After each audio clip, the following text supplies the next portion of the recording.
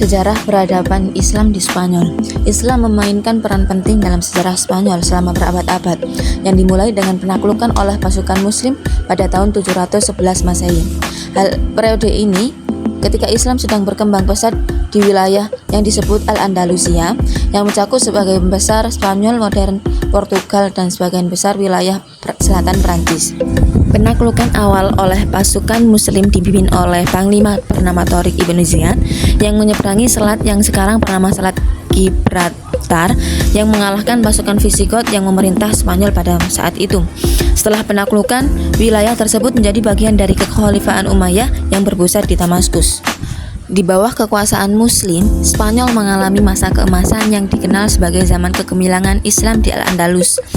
Ini terjadi pada abad ke-8 hingga ke-15 Masehi, di mana Spanyol Muslim menjadi pusat peradaban dan pengetahuan Eropa Barat.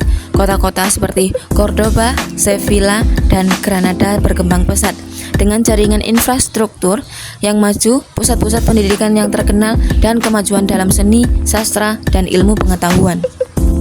Dan salah satu momen puncak kejayaan Islam di Spanyol adalah pada masa kekuasaan Kekhalifahan Cordoba pada abad ke-10 hingga ke-11 Masehi. Namun, pada abad ke-13, Spanyol Muslim mulai mengalami tekanan dari kerajaan Kristen yang kuat di utara, seperti kerajaan Castilla dan Aragon.